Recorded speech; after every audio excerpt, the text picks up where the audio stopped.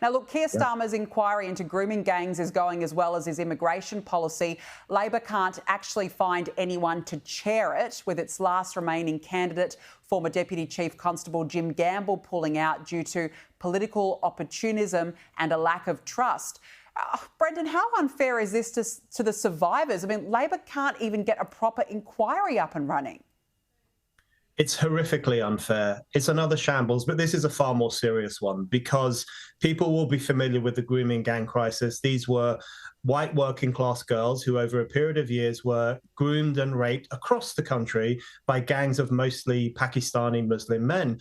And officialdom turned the other way. It looked the other way and it let the abuse carry on in certain situations. It's one of the biggest scandals of post-war Britain. And these women are still not being treated seriously. They're still not being believed.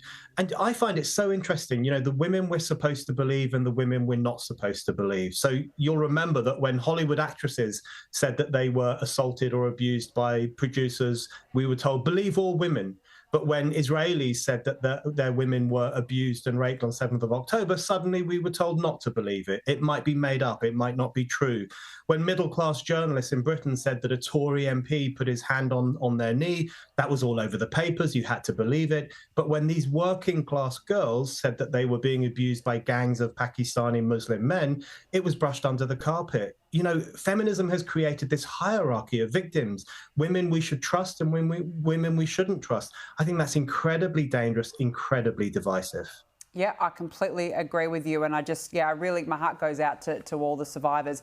Let's turn to Rome. King Charles and Queen Camilla arrived earlier today to begin their historic state visit. As we speak, the royals and the Pope are on their way to a special service in the Sistine Chapel. Brenden, how historic is this moment?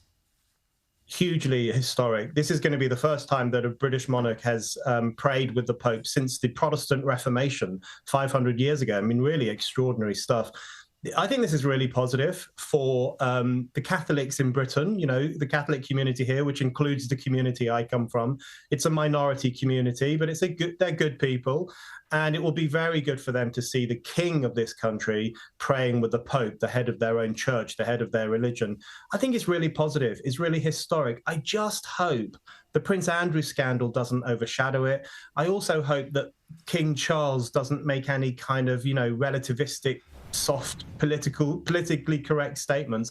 I hope he embraces the historic Christian nature of this moment and appreciates how important it is. Absolutely. We've got some live pictures of the Sistine Chapel on our screen now as Rome awaits the arrival of the King and Queen, and we will keep our viewers up to date with that throughout the evening. Brenden, they're in Rome, but look, they can't escape the saga that's Prince Andrew. Even the UK Prime Minister is supporting an investigation into his living arrangements after it was revealed the Prince hasn't paid rent for his 30-room mansion in 20 years. And now his royal biographer claims that the Prince allegedly urged staff and friends to find women for him with a preference for ballerinas and blondes. I mean, it just seems to get worse and worse. It's awful. You know, I'm not a dyed-in-the-wool monarchist. In fact, I was a huge fan of Queen Elizabeth II, like most people, but I do think Britain should probably become a republic at some point in the future. And Prince Andrew is really propelling me forward in that view because he's bringing shame on the royal family. He's bringing shame on Britain, in fact. This is a man who is in line to the throne still. He's still called Prince, and yet he is behaving in a way that is incredibly unbecoming of an institution that was led by his mother so well for so long. It's embarrassing, and I do think King Charles is going to have to do something about his brother, or else he'll just cast a shadow over this family for the next few years. Absolutely. Otherwise, it's going to continue following them around no matter what, like a bad smell. But I think it's quite frankly embarrassing. You're spot on. Brenden O'Neill, nice to catch up with you as always. Thanks very much for joining me on the show.